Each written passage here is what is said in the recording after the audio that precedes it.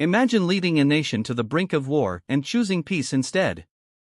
Imagine helping declare independence, then spending your presidency haunted by a law many call un-American. That's John Adams, irritable, brilliant, stubborn, essential. Tonight, we go beyond the picture frame portrait and meet the combustible mind that helped build a republic. John Adams is born in 1735 in Braintree, Massachusetts, what we now call Quincy. He's not rich, not a prodigy, not a man destined for the spotlight. He's a farmer's son with Puritan grit, a sharp tongue, and a restless mind. He devours books. He argues for sport. He heads to Harvard, not to chase fame, but because he believes that ideas, good, hard, tested ideas, are the engines of liberty. He studies law. He learns to distrust applause. He marries Abigail Smith, who is not just a partner but a second intellect in the marriage. If you want to understand John Adams, read their letters. Strategy, philosophy, household budgets, the moral weather of a turbulent age. Abigail is his sounding board, his challenger, his compass. She reminds him to remember the ladies, and he never forgets that liberty without virtue is just a slogan. Then Boston explodes, literally and politically. March 1770, the Boston Massacre. British soldiers fire into a crowd, civilians die, fury rips through the city. And John Adams does the most politically suicidal thing imaginable: he defends the soldiers in court. He stands up and says, facts matter more than rage. The law must be sturdier than our passions. He wins acquittals for most of them. It earns him enemies and a reputation. Adams will sacrifice popularity for principle. He doesn't chase the crowd. He challenges it. From there, his path bends toward revolution. In the Continental Congress, he is the engine, pushing, persuading, prodding. He nominates George Washington to command the Continental Army, a unifying choice that pulls the colonies together. He backs Thomas Jefferson to draft the Declaration of Independence, not because Adams can't write, but because he knows Jefferson's pen sings and the world needs poetry as much as power. Adams supplies the votes, Jefferson supplies the words. Together, with many others, they transform protest into a nation. July 1776 is not fireworks. It's fear. It's a room full of men weighing punishment for treason against the hope of freedom. Adams becomes the closer, the relentless voice that says, choose the harder right. He doesn't make independence fashionable, he makes it necessary. When the vote comes, the colonies commit. A new world flickers into being. But revolutions run on money. While Washington fights, Adams sails across the Atlantic into the courts and counting houses of Europe. In the Netherlands, he secures loans that keep the revolution solvent. If battlefield glory wins hearts, credit wins wars. He helps negotiate the 1783 Treaty of Paris that makes peace official. It's not glamorous work, but it's nation-building.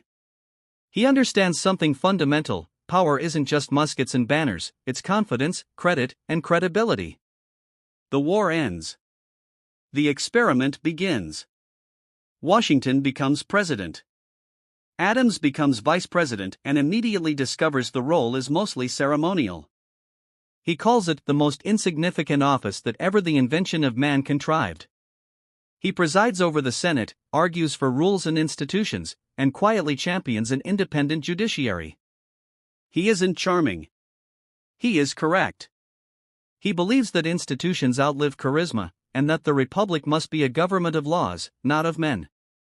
Then comes 1797. Washington steps down. Adams wins the presidency barely and inherits a storm.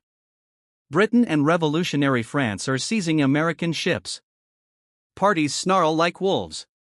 Newspapers are partisan weapons, and rumor outruns truth. Adams walks into history with a quill in one hand and a ticking clock in the other.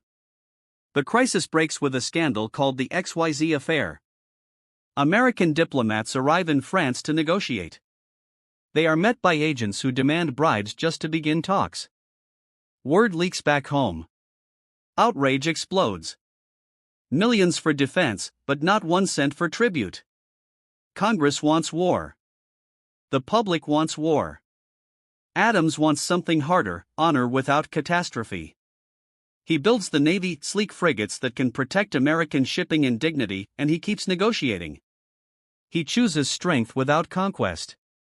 This is where he becomes most himself. He believes that courage is not always a charge.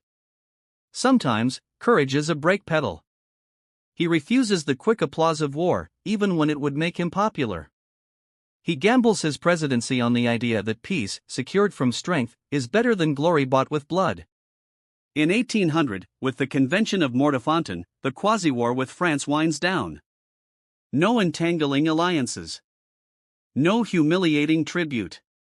No full-scale war. Adams wins peace and pays for it with his popularity. But there's a shadow on his record that never fully lifts, the Alien and Sedition Acts of 1798. Fear bends even principled men. France is hostile. Immigrants are suspect. Newspapers are savage.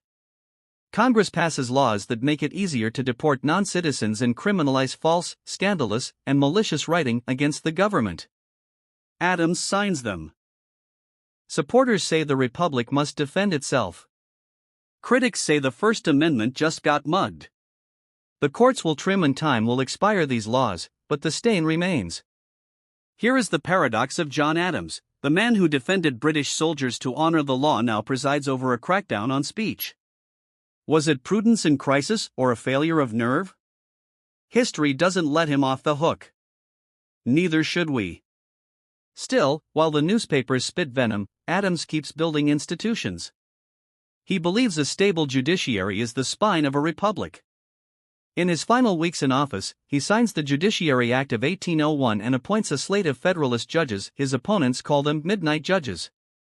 It's bare-knuckle politics, yes, but it also sets the stage for something foundational, the Supreme Court's assertion of judicial review in Marbury v. Madison. A strong court doesn't make the Constitution perfect, but it makes it real. Then comes the election of 1800, vicious, revolutionary, and decisive. Adams loses to Thomas Jefferson. And then he does something world-changing, he leaves.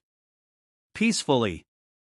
No coups, no armies in the streets, no refusal to accept the vote. A defeated president hands power to his rival. What sounds normal now was radical then. That quiet moment, one man steps down, another steps up, teaches the world how a republic survives defeat. The most important thing John Adams ever did may have been the way he said goodbye. In retirement, Adams goes home to peace in fields and family, and to letters. He rebuilds a friendship with Jefferson through a decades-long exchange that reads like a seminar on liberty, virtue, faith, and human frailty. They trade ideas, memories, regrets.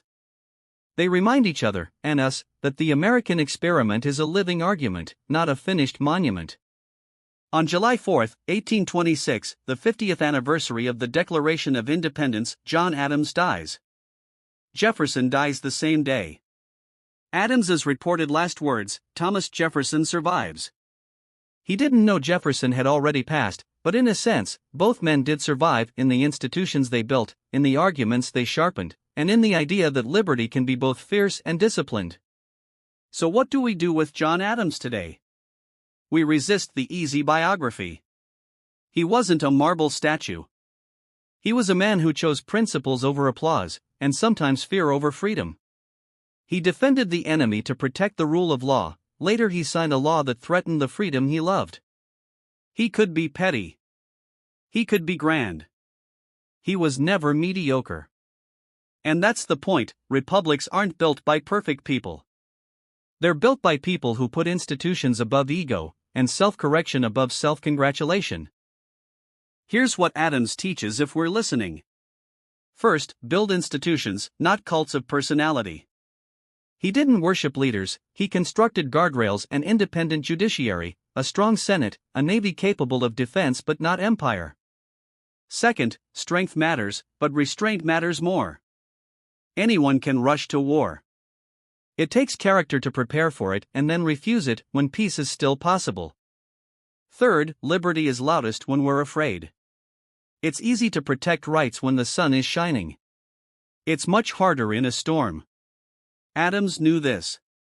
He proved it in 1770. He faltered in 1798. That tension isn't a footnote, it's the lesson. Think back to that courtroom in Boston. A mob wants vengeance. Adams stands up and says, "The law." Think forward to the presidency. A nation wants war. Adams says, "The Navy, yes, war, not yet." Think to the end of his term. A president loses. He says, "I'm going home." Each moment bends toward a single idea: character is policy. Not speeches. Not slogans. Character. So the next time you see John Adams's portrait, don't see a stern wig and a stiff collar. See a man who argued hard, loved fiercely, worried constantly, and tried imperfectly, stubbornly, to give a fragile republic its best chance at survival. See the husband writing to Abigail about duty and doubt. See the diplomat walking canal-lined streets in Amsterdam, begging for loans to keep a revolution alive. See the president alone in a silent room, choosing peace over popularity and signing a controversial law he thought would save the country, and that now challenges us to think about how fear distorts judgment. And then, see the carriage at dawn, rolling away from the Capitol after the election of 1800. No parade. No riot. Just the quiet power of a peaceful transfer. That is John Adams. That is the Republic. If this changed how you see him, if it complicated the story in a way that feels more honest, carry that forward. Ask harder questions. Expect better answers. Judge leaders not by the heat of their rhetoric but by the coolness of their restraint. And remember, our battles over liberty, security, and truth aren't new. They're the same arguments Adams and Jefferson carried on in ink and sweat. John Adams was not the easiest founder to love. But he may be the one we most need to understand. Because the work of a republic is never done, and the measure of a statesman isn't the applause he collects, it's the institutions he leaves standing when the applause fades. Thanks for watching. If you've got a take on the Alien and Sedition Acts, necessary defense or unforgivable overreach, drop it in the comments. I'm reading them. And if you want more stories that turn names into people, stick around, subscribe and turn on the bell notification button for more video. There's a lot left to uncover, and the next chapter starts now.